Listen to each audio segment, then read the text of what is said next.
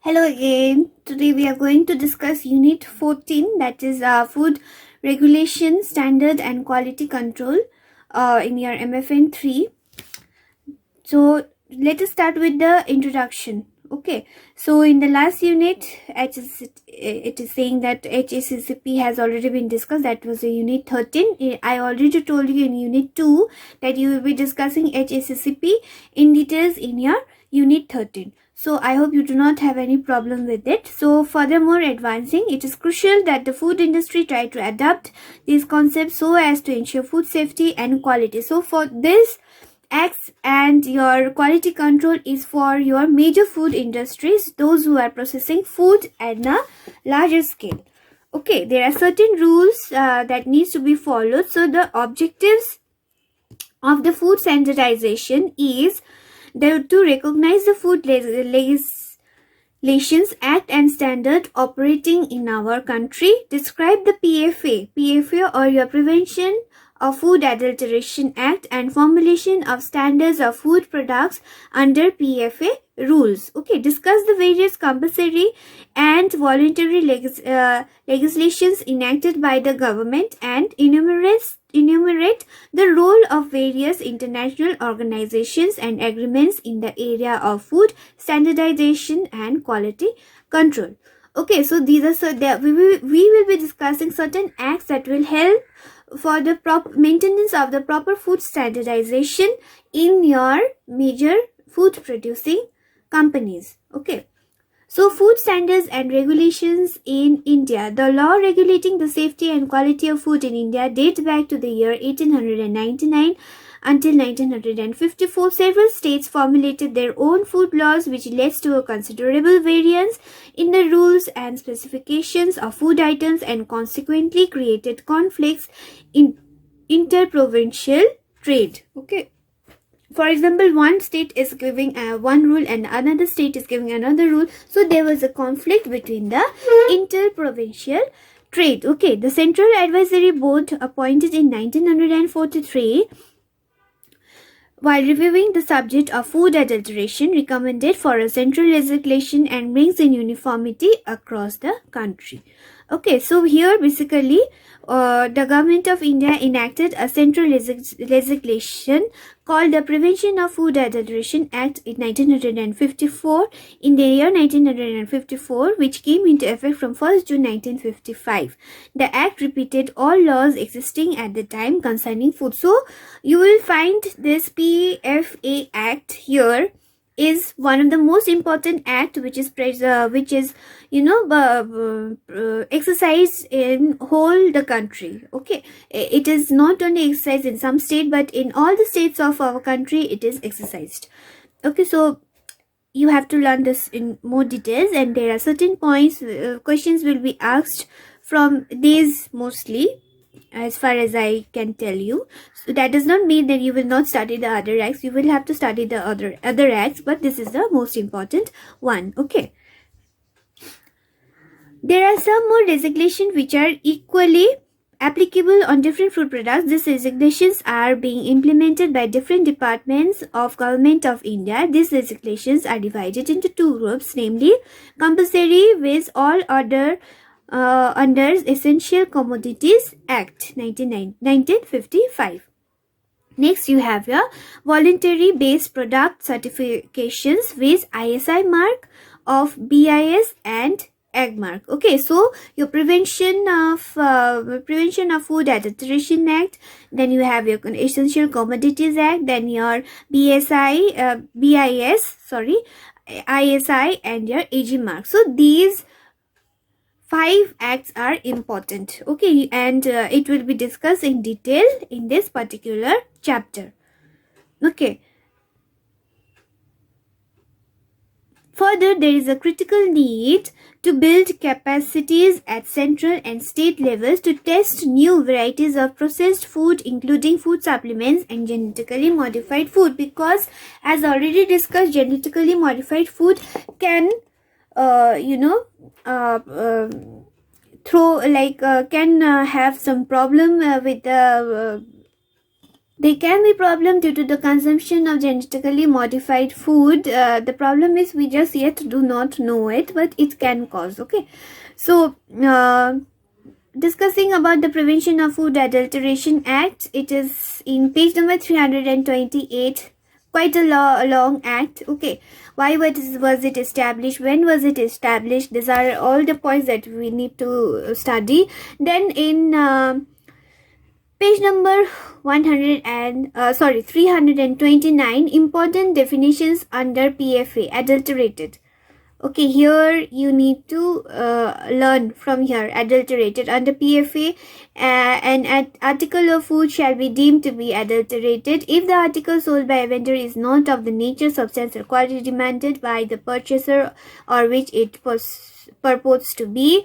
If the article contains any substances affecting its quality or of it is processed as to injuriously affect its nature, substance, or quality. So this is like we've already discussed in last previous chapters that what does adulterant according to the PFA Act means. So you have to just go through it, and you if asked it, and it will be better. Again, I'm repeating, if you write down the definition according to the PFA Act. Okay, food. Under the PFA Act, food means any article used as food or drink for human consumption other than drugs and water, and includes any article which ordinarily enters into or is used in the composition or preparation of human food, any flavoring material or condiment, and any other article with the central government may, having regard to its use, nature, substance, or quality, declare by the notification in the official gazette as food for the purpose of this act. Okay. So as you can see, it is a very strict act. It has certain rules and norms which needs to be complete in order to be called as an adulterant or to be called as a food.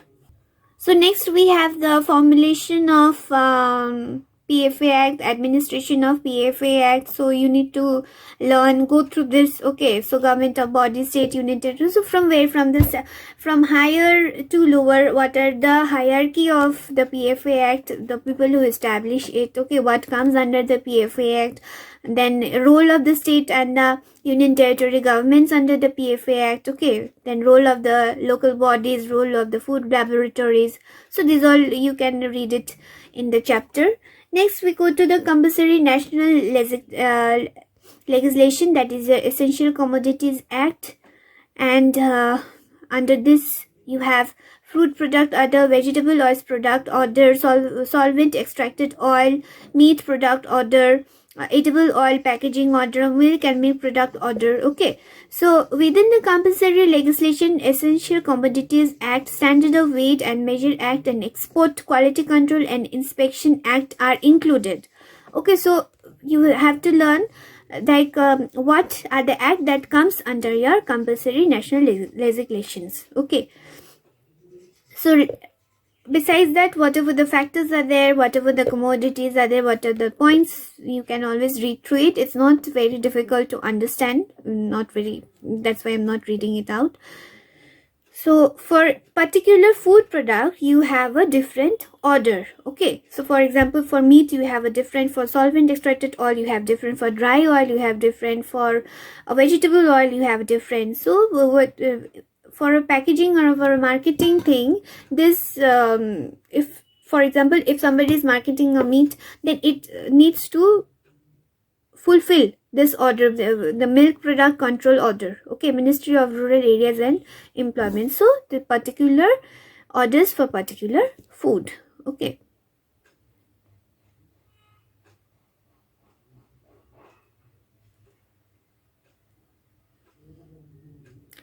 so questions from here, direct questions are not there. You like explained before, you have to, for PFA there is a direct question as far as I know.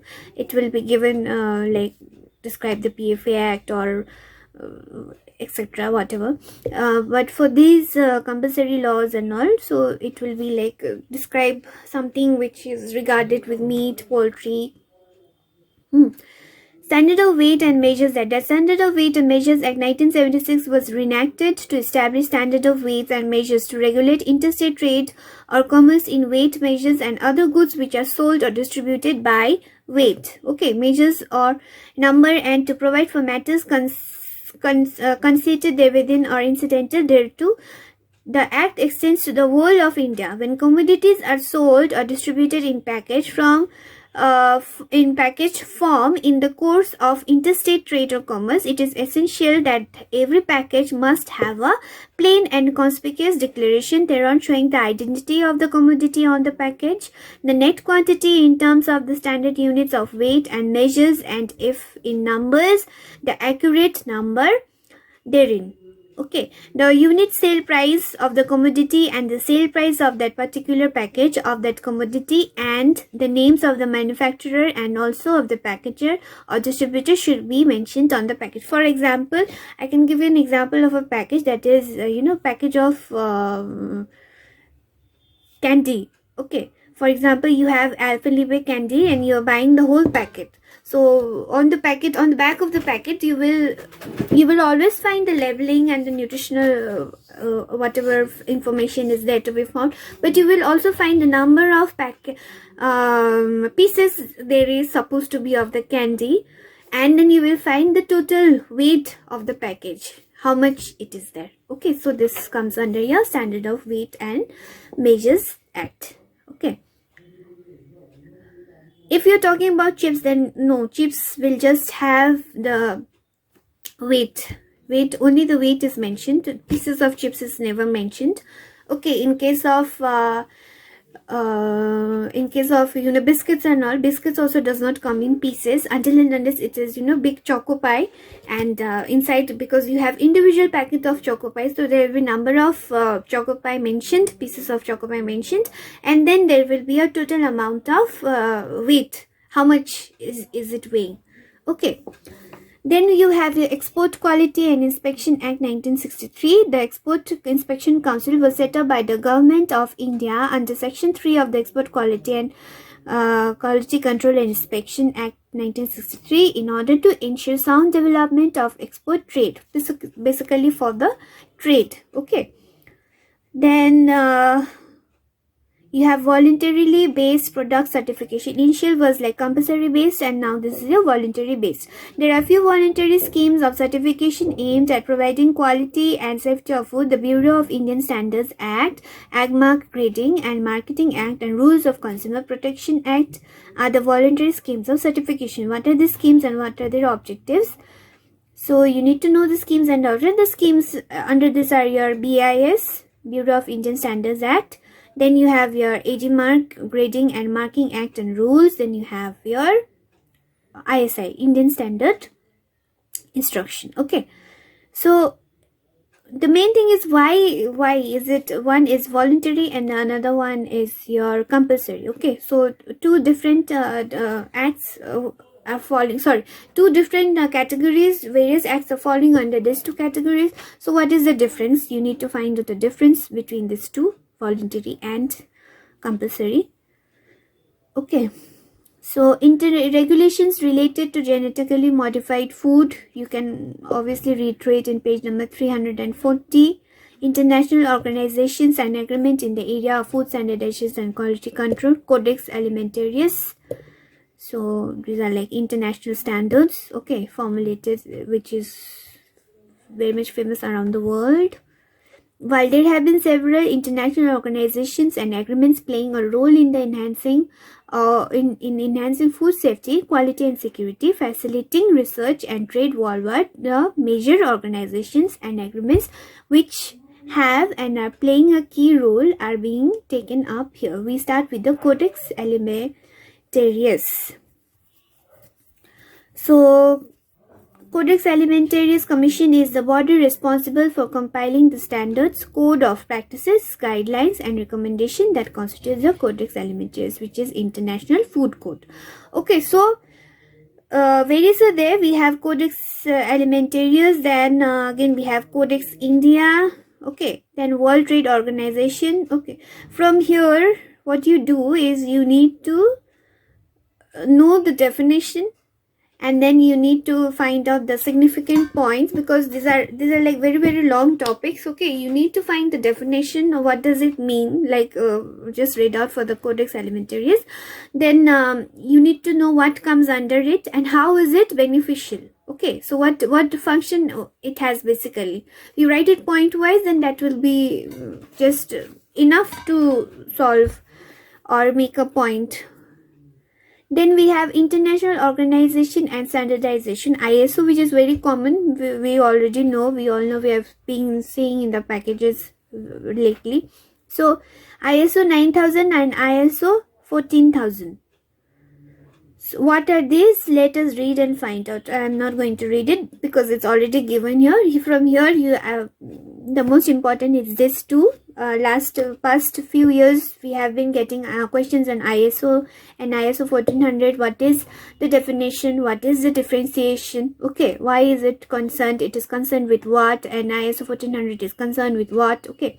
So all these explanations, point wise, you write it down, make a note, and then you write in for the answer. Okay, remember how much answers marks is provided, particularly if you have a good point. If you do not have a point and then you just beat around the bush, you write pages and pages of answer, then that is not going to do it.